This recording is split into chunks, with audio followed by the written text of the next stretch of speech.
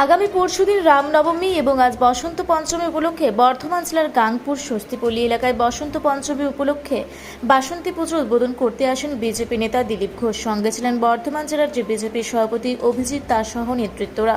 এদিন সন্ধ্যায় তিনি বাসন্তী পূজার শুভ উদ্বোধন করেন এবং সন্ধ্যা আরতি করেন। শেষে সাংবাদিকদের মুখোমুখি হয়ে কী জানালেন আমরা শুনব।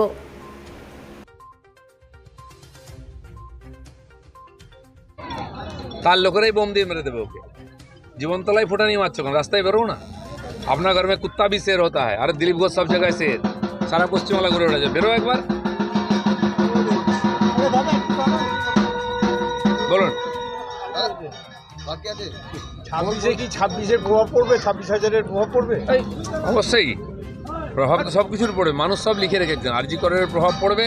আর এই যে 26,000-এর মানুষকে রাস্তায় বসিয়ে দিয়েছেন তাদের ভবিষ্যৎকে লুট করে, তার প্রভাব পড়বে। দাদা, বঞ্চিত এবং যোগ্য যারা আছেন তাদের পাশে থাকবো সর্বত্র, এইভাবে বলছেন প্রাপ্ত বসু, কি বলবেন? এতদিন কোথায় ছিলেন? কেন সুপ্রিম কোর্টে গেছিলেন? কেন যোগ্য অযোগ্যর ফারাক করে দেননি? কেন যারা পয়সা দিয়ে পেয়ে চুরি চাকরি বিক্রি কিনেছে তাদেরকে, আর যারা যোগ্যতায় পরীক্ষা দিবে তাদেরকে আলাদা করে দেন না অধিকার? আমাদের তো প্রাক্তন জাস্টিস আর গাঙ্গুলি মশাই তো বলছেন যে ওনাকে সুযোগ দিলে উনি করে দিতে পারতেন। কেন ঘেঁটে দেওয়া হচ্ছে? আরজি করের কেসটি যেমন ঘেঁটে দেওয়া হচ্ছে, এখানে ঘেঁটে দেওয়া হচ্ছে। কারণ তাহলে টিএমসির অর্ধেক নেতা এবং শিক্ষা বিভাগের অর্ধেক অফিসার সব জেলে চলে যাবে। বাকি জীবনটা জেলে ভাত খেতে হবে সত্য সামনে আসলে, আর একদিন আসবেই। বাপ কেউ ছাড়ে না।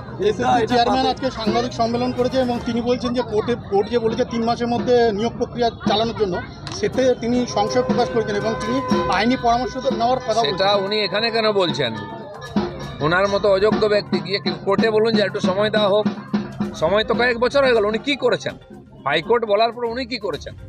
সুপ্রিম কোর্টে গেছেন বাঁচার জন্য, উনি তো আটকে রাখার চেষ্টা করছেন। আমরা বলছি যারা যোগ্য ব্যক্তি চাকরি পেন তাদের তো চাকরিটা বাঁচাও আগে, তারপর অযোগ্যদের আইন সাজা দেবে এবং দেওয়া উচিত। এবং সবচেয়ে বড় কথা, এই যে ঘটনা ঘটিয়েছে, যারা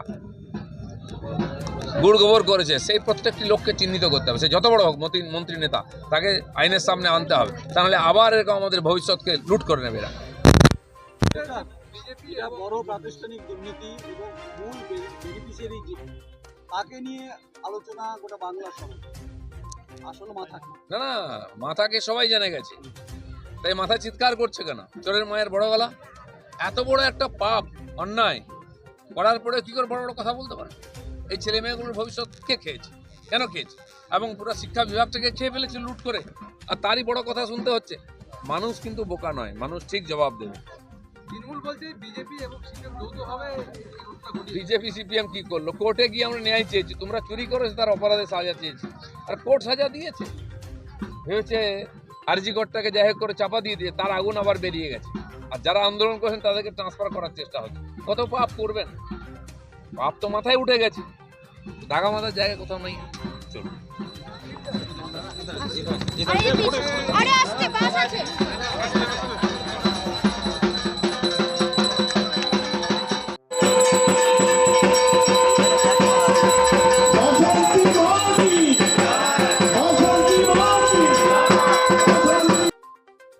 পূর্ব বর্ধমান থেকে দেবাশিস ঘোষের সঙ্গে কুহেলি নস্করের রিপোর্ট, রূপসী বাংলা মিডিয়া।